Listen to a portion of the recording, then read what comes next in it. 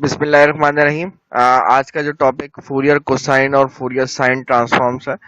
ये एक तरीके की इंटीग्रल ट्रांसफॉर्म्स ही होती हैं, जस्ट लाइक लेप्लास ट्रांसफॉर्म, जो कि हमने पहले डिस्कस कर चुके हैं लास्ट लेक्चर्स के अंदर, लेप्लास ट्रांसफॉर्मेशन जब स्टार्ट किया था। तो मतलब जिस तरह हमने उधर कहा था कि ये एक इंटीग्रल ट्रांसफॉर्म होती है, बिल्कुल सेम इसी तरह से हम यहाँ पे भी कहते हैं कि ये एक तरीके की इंटीग्रल ट्रांसफॉर्म होती है। ये डेवलप कैसे होती हैं, जैसे मैंने जब ये फूरियर एनालिसिस स्टार्ट किया था, उस वक्त मैंने कहा था कि हम जो है सबसे पहले फूरियर एनालिसिस में बात स्टार्ट करते हैं फूरियर सीरीज से। देन उस चीज को फिर मजीद थोड़ा जनरलाइज करके हम फूरियर इंटीग्रल बना देते हैं, and from that Fourier integral हम जो है फूरियर कोसाइन और फूरियर साइन ट्रांसफॉर्म, और इसी तरह से आगे जाके फूरियर साइन ट्रांसफॉर्म जो है वो डेवलप हो जाती हैं। कैसे डेवलप होती हैं, ये आज का लेक्चर है हमारा इसी के ऊपर, कि ये फूरियर कोसाइन ट्रांसफॉर्म और फूरियर साइन ट्रांसफॉर्म डेवलप कैसे होती है। ये आज की क्लास में हम इंशाल्लाह डिस्कस करेंगे। तो फूरियर कोसाइन ट्रांसफॉर्म को सबसे पहले मैं डिस्कस करूंगा, और फूरियर कोसाइन ट्रांसफॉर्म को डिस्कस करने के लिए हम ये कहते हैं कि just like Fourier cosine integral, जो कि हमने लास्ट लेक्चर के अंदर डिस्कस किया था, कि फूरियर कोसाइन इंटीग्रल की एक फॉर्म होती है जब आपके पास फंक्शन इवन होता है। तो फूरियर कोसाइन इंटीग्रल की जो फॉर्म पड़ी थी, अगर वो मैं यहाँ पे हम देखें तो ये हमारे फूरियर कोसाइन इंटीग्रल था, और हम उस वक्त इसको यूज करते थे जब हमारे पास function is an even function, तो हम फूरियर कोसाइन इंटीग्रल यूज करते थे। ये डिस्कशन हम ऑलरेडी कर चुके हैं। ये फूरियर कोसाइन इंटीग्रल जो लिखा हुआ है, इसमें जो हमारे पास कोफिशिएंट है, दिस कोफिशिएंट ए, उसका फॉर्मूला ये दिया हुआ है। मैं इसका लेट सपोज इसका इक्वेशन नंबर 2 नाम रख देता हूँ। हम ये कहते हैं कि आपके पास अगर ये जो मेरे पास ए ऑफ डब्ल्यू है, अगर मैं ए ऑफ डब्ल्यू की जो वैल्यू है, if we set A of W, A of W की एक पर्टिकुलर वैल्यू अगर सेट कर दें, और उस वैल्यू को नाम देते हैं अंडर रूट 2/पाई, और F C cap omega. What is this thing? पहले तो ये अंडर रूट 2/पाई है, हमारे पास ये जो चीज बनी है, ये बनी कैसे, मैं उस डिटेल में नहीं जाऊंगा। एक्चुअली इसके लिए एरर फंक्शंस का डिस्कशन है, वो करना होता है हमें। तो बहरहाल मैं उस डिस्कशन को यहाँ पे नहीं करूंगा, एरर फंक्शन को यहाँ पे डिस्कस नहीं करूंगा। तो एनीवे हमने अगर ये सेट कर दें, ए ऑफ डब्ल्यू को इसके बराबर सेट कर दें, और इसमें what is F C just like एक न्यू फंक्शन के तौर पर हम इसको इंट्रोड्यूस कर रहे हैं। एफ तो एक फंक्शन एफ ऑफ एक्स के नाम से दिया हुआ है, एफ कैप के नाम से एक न्यू फंक्शन हमने यहाँ पे इंट्रोड्यूस किया है, और इसके जो इंडेक्स में सी जो है ये रिप्रेजेंट जस्ट कोसाइन को कर रहा है, इसलिए इसको सी कर रहे हैं। This will be the function of omega, because A is the function of omega, तो ऑब्वियसली इसको भी फंक्शन ऑफ ओमेगा होना चाहिए। तो अगर मैं यहाँ पे इसकी वैल्यू को यहाँ पे लिखूं, इक्वेशन नंबर 2 के अंदर अगर मैं इसकी वैल्यू को यूज करूं, और इक्वेशन नंबर 2 के अंदर जो वैल्यू मैं यूज कर रहा हूँ, उस वैल्यू को मैं यूज करते हुए एक काम मैं साथ साथ ये भी कर दूं कि जो है आपके पास जो ए ऑफ डब्ल्यू है, इसमें हमारे पास देखें, पहले भी ये डिस्कशन आ चुकी है, और आप लोग को ऑलरेडी ये बात पता होगी कि डेफिनेट इंटीग्रल के अंदर ये जो जिसके रिस्पेक्ट से आप जिस वेरिएबल के रिस्पेक्ट से इंटीग्रेट कर रहे होते हैं, वो डमी वेरिएबल होता है। तो उस वेरिएबल की जगह कोई और वेरिएबल भी लिख दें, तो इससे कोई फर्क नहीं पड़ता है। तो अगर मैं इक्वेशन नंबर 2 के अंदर ये वैल्यू को सब्स्टिट्यूट कर दूं, तो ये वैल्यू जो है ए ऑफ डब्ल्यू की वैल्यू अगर मैं यहाँ पे सब्स्टिट्यूट कर दूं, that will be equals to under root 2/पाई, और एफ सी कैप ओमेगा। और मैं करूंगा ये कि ये जो मेरे पास v लिखा हुआ है, इस v की जगह पर अगर मैं x लिख दूं, तो वी नो हमें पता है कि इससे कोई फर्क नहीं पड़ेगा, यानी कि अगर मैं इसकी जगह पे लिख दूं एफ ऑफ एक्स और cos omega x d x. तो अगर इस चीज को अगर मैं थोड़ा सा और सिंप्लीफाई करूं, तो सिंप्लीफाई ये हो सकता है कि ये अंडर रूट 2/पाई जो है उधर जाके डिवाइड हो जाएगा, तो ये मेरे पास फाइनली जो फॉर्म बन जाएगी, अंडर रूट 2/पाई integral from 0 to infinity f of x और cos omega x d x. इसको हम कह देते हैं इक्वेशन नंबर 3 का नाम रख देते हैं। और ये जो मेरे पास इक्वेशन नंबर 3 आई है, इस इक्वेशन नंबर 3 में ये जो मेरे पास फॉर्म बनी है, बेसिकली एक तरीके का ये इंटीग्रल ट्रांसफॉर्म ही है जो कि इस में यूज हो रहा है। यानी कि अगर मैं आपको ये कहूँ कि आप जब एक फंक्शन को इंटीग्रेट कर रहे हैं, एक खास तरह का इंटीग्रल निकाल रहे हैं, तो एक नया फंक्शन हमें मिल रहा है, उस नए फंक्शन का नाम हमने एफ कैप रखा हुआ है। तो this is just like integral transform. तो ये इंटीग्रल ट्रांसफॉर्म के अंदर कोसाइन का फंक्शन भी यूज हो रहा है इंटीग्रल के अंदर। That's why we are calling this integral as Fourier cosine integral. तो इसको हम रिप्रेजेंट एफ सी कैप से करते हैं। मतलब सी इधर जस्ट ये रिप्रेजेंट कर रहा है कि ये कोसाइन वाला इंटीग्रल है, फूरियर कोसाइन मतलब कोसाइन से आ रहा है। इंटीग्रल ट्रांसफॉर्म जो है कोसाइन फंक्शन को यूज करके आ रही है, that's why it is called Fourier cosine transform. तो ये जो मेरे पास फॉर्म बनी है, this form is called Fourier cosine transform.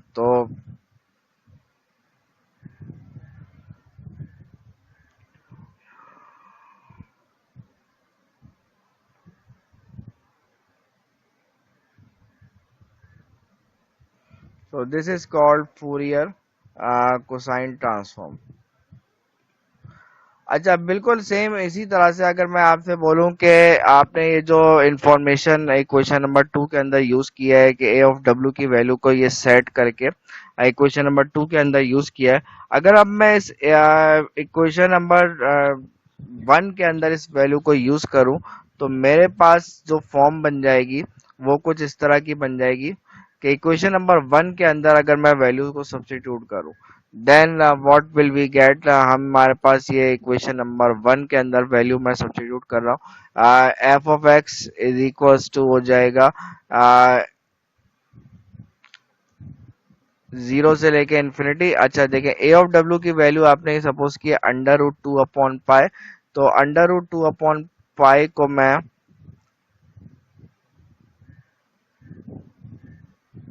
Under root 2 upon पाई को मैं इंटीग्रल के साइन से बाहर ही लिख देता हूँ, यानी कि ए ऑफ डब्ल्यू की वैल्यू को मैं यहाँ सब्स्टिट्यूट कर रहा हूँ, जो हमने पीछे सेट की है वो मैं यहाँ सब्स्टिट्यूट कर रहा हूँ। और इंटीग्रल हो जाएगा फ्रॉम 0 से लेके इन्फिनिटी तक, और अंदर आ जाएगा F C cap of W, और इधर हमारे पास लिखा था कॉस ओमेगा एक्स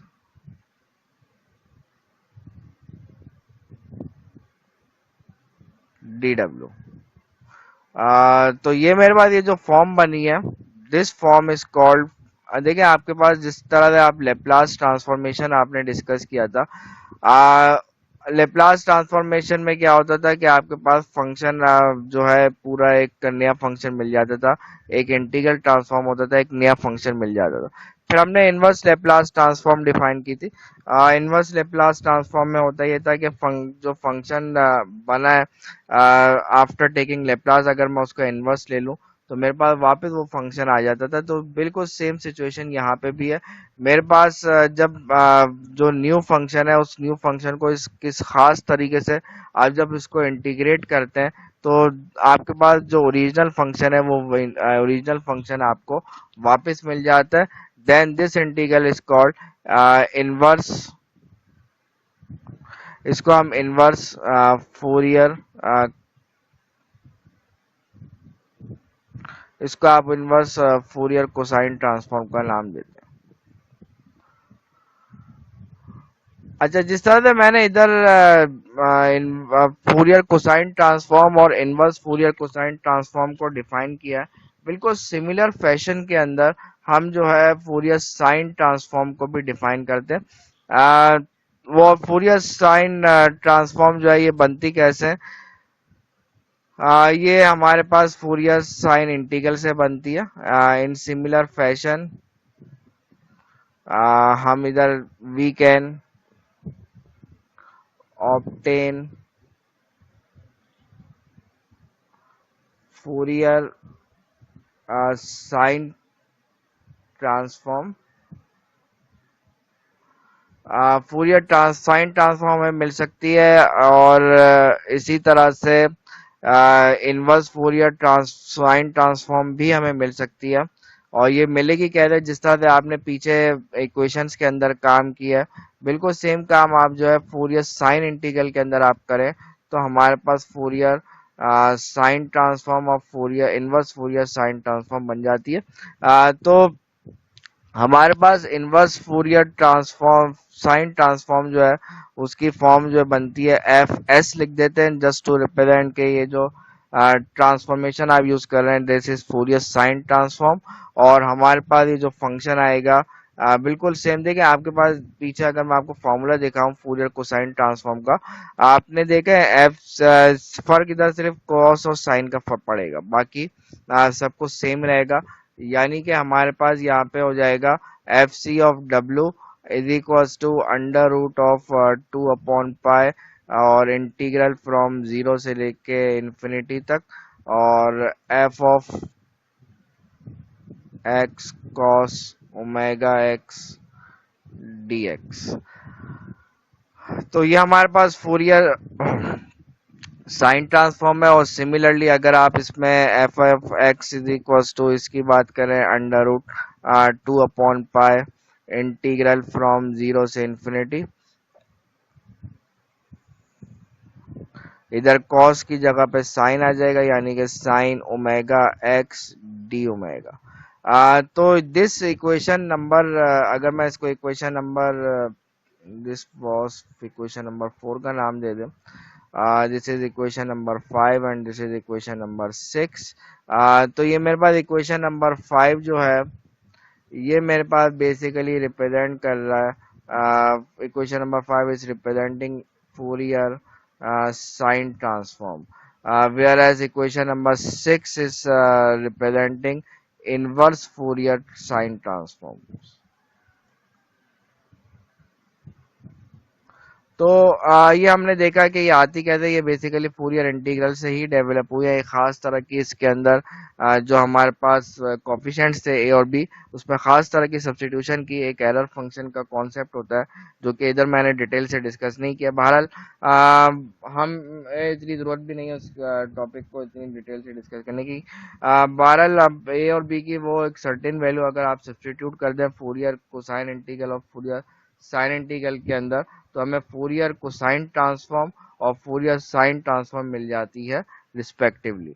तो अब मैं इसकी थोड़ी नोटेशन वाइज बात करूं, फिर मैं इसके एग्जांपल की तरफ आता हूं। देखिए नोटेशन जो है फूरियर कोसाइन ट्रांसफॉर्म की हम यूजुअली इस फॉर्म में लिखते हैं एफ सी ऑफ एफ।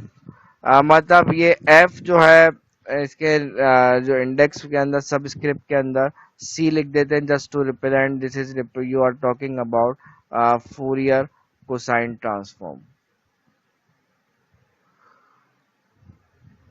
और इनवर्स फूरियर कोसाइन ट्रांसफॉर्म के लिए इनवर्स फूरियर कोसाइन ट्रांसफॉर्म के लिए आप जो है एफ सी के ऊपर जिस तरह लेप्लास के लिए आप इनवर्स के लिए करते थे, या इनवर्स फंक्शन भी आप करते थे, ऊपर छोटा सा पावर बस माइनस में लगा देते थे। तो ये इनवर्स फूरियर कोसाइन ट्रांसफॉर्म हो गया।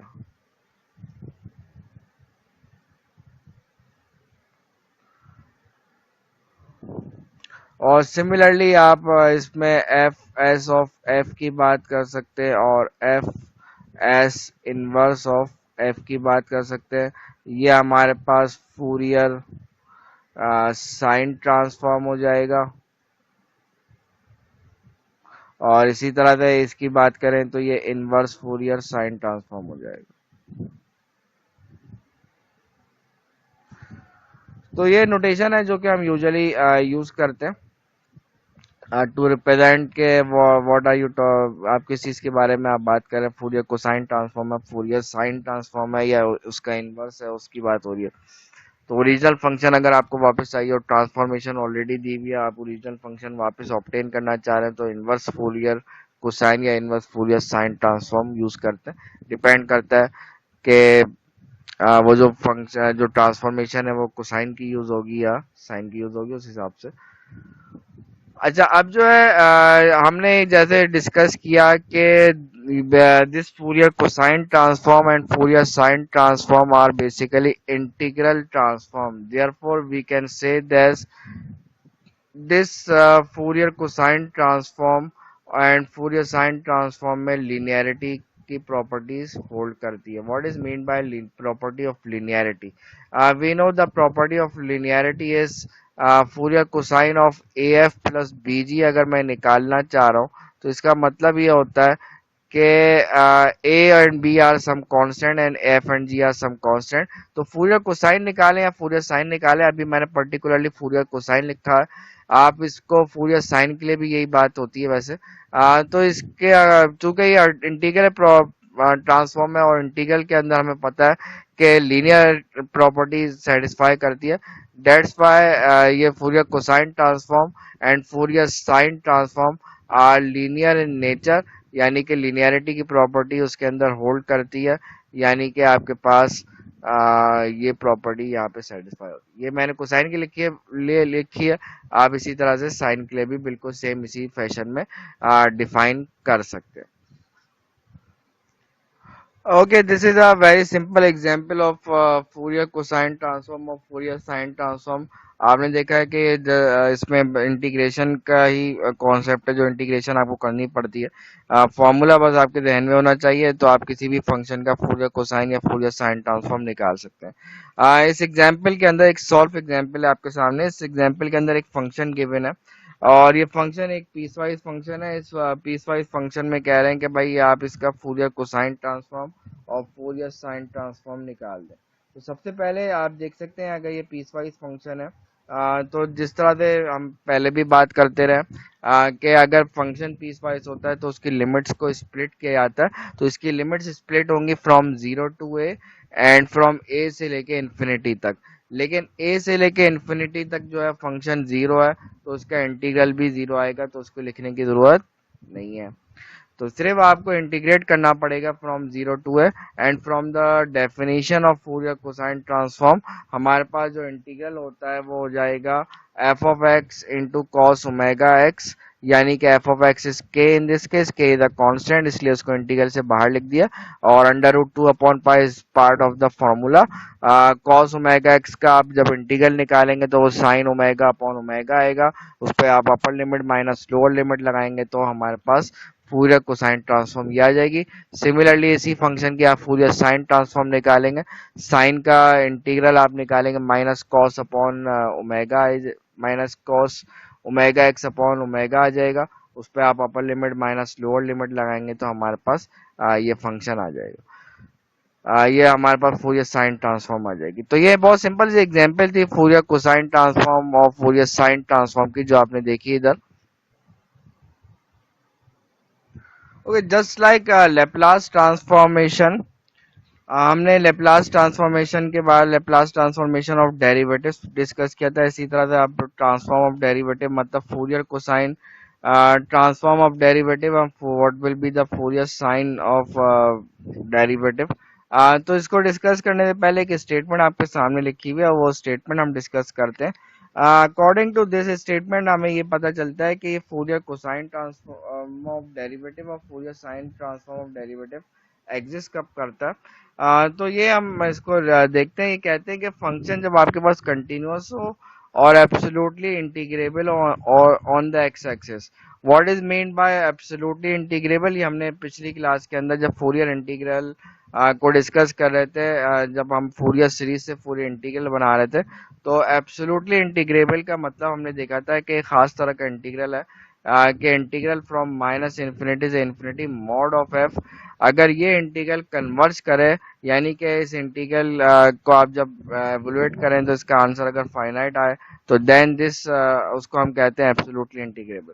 तो हम ये कहते हैं फंक्शन कंटिन्यूअस हो और एब्सोल्युटली इंटीग्रेबल हो, और हमारे पास ये जो फंक्शन का फर्स्ट डेरिवेटिव है ये पीस वाइज कंटिन्यूअस भी हो हर फाइनाइट इंटरवल के ऊपर. और हम ये भी सपोज करते हैं कि आपके पास जब x टेंड्स टू जीरो, जब when x becomes very large, your function जो है ये बिकम्स वेरी स्मॉल.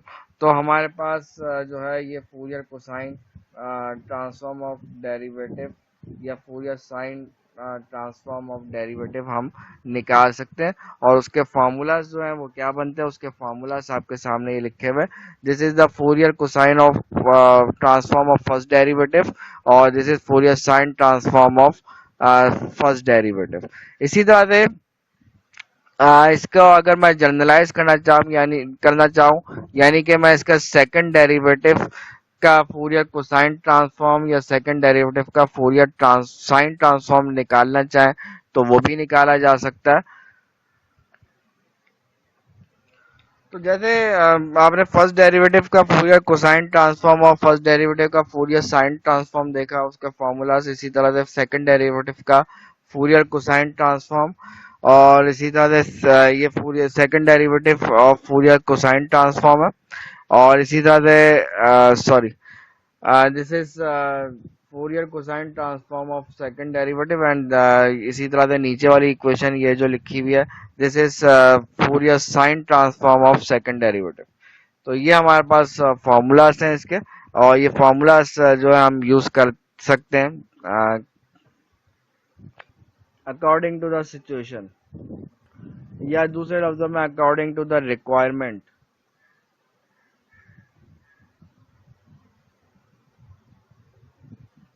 ये आपके टेक्स्ट बुक की कुछ एक्सरसाइजेस दी हुई हैं। इसमें मुख्तलिफ क्वेश्चन हैं, आप इसको ट्राई कीजिएगा। इन क्वेश्चंस में कभी आपसे फूरियर कोसाइन ट्रांसफॉर्म, किसी में फूरियर साइन ट्रांसफॉर्म पूछा गया, तो कॉन्सेप्ट अगर आपको समझ में आ गया, वैसे कोई खास कॉन्सेप्ट मतलब डिफिकल्ट नहीं है, इंशाल्लाह समझ में आ गया होगा। तो इस कॉन्सेप्ट को यूज़ करके आप इस एक्सरसाइज को सॉल्व ज़रूर कीजिएगा। मैंने आपको इसकी एक आध एग्जाम्पल भी सॉल्व करवाई है, और this is very easy, not so difficult. इसको ट्राई ज़रूर कीजिएगा। अगर प्रॉब्लम आए तो बताइएगा। फ़िलहाल मैं आज के लेक्चर को यहीं पे स्टॉप कर रहा हूँ।